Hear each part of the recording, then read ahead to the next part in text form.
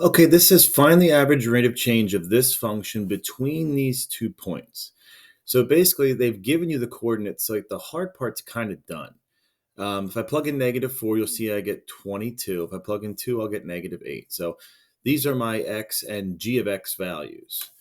So if you think about rate of change, where have we seen that before? That's kind of synonymous with a term we've learned previously about slope, where if we had 2 points, we could find the slope between those 2 points by doing the change in y over the change in x. Okay, that should be familiar, at least somewhat. The only difference now is that we're in fancy function notation land, so we try to use function notation instead of x comma y. So instead of y, we're going to talk about g of x. So instead of y2, this is going to be g of x2.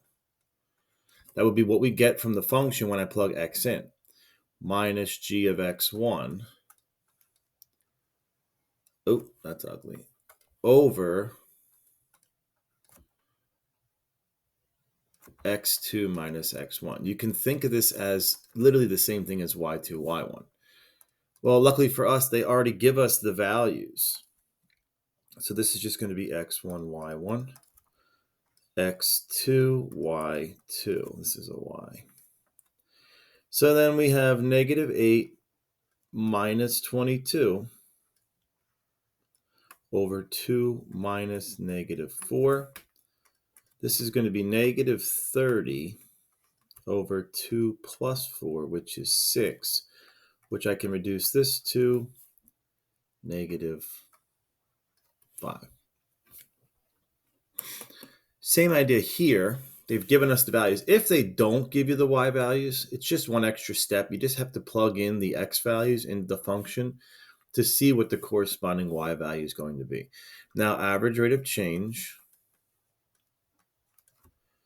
is going to be the change in y, 15 minus 8, over the change in x, -4 minus 3.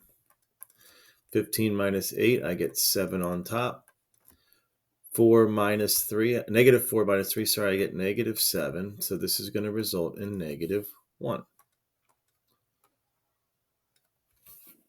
Okay.